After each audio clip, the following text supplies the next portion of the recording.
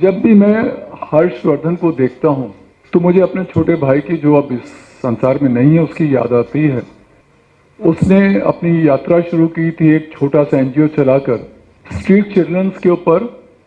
And उस जमाने में, जबकि ये 2000 के आसपास की बात है लगभग, एड्स के बहुत ज़्यादा मैनेज था। तो एड्स के जो पेशेंट्स होते थे उनकी काउंसलिंग के लिए सरकार के सहयोग से पहला आईवीआरएस सिस्टम एक लखनऊ और बनारस में स्टैब्लिश किया था।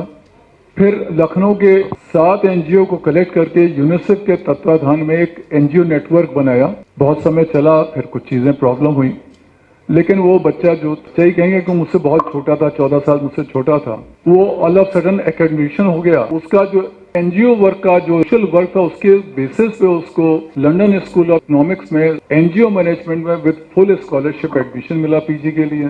फिर वो आगे बढ़ा। उस वक्त सीएसआर की फील्ड डेवलप हो रही थी, तो उसको फर्दर नॉटिंघम यूनिवर्सिटी में पीएचडी में एडमिशन मिल गया फुल स्कॉलरशिप में, और फिर वो एकेडमिशियन बन गया।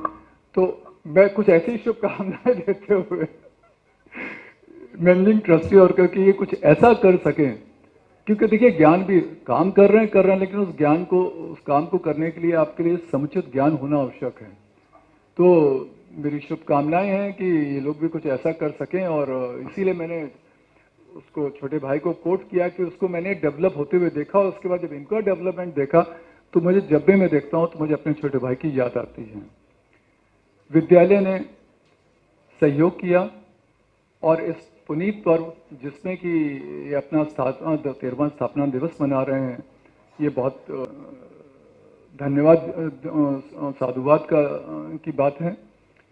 मैं आप सबको शुभकामनाएं देता हूं, और ये यात्रा ऐसी चलती रहे, ये विद्यालय उन्नति करता रहे, इसके ट्रस्टीज एंड इसके मैनेजमेंट के जितने भी लोग हैं, जिस भाव से, क्योंकि सभी लोग अपने अपने, जैसा कि मुझे ज्ञान है कि सभी लोग अपने अपने बिजनेस कर रहे हैं, उसके बाद भी एक कार्य ऐसा कर रहे हैं, बच्चों को शिक्षा प्राप्त करना, ये अपने में अतुलित वर्क है।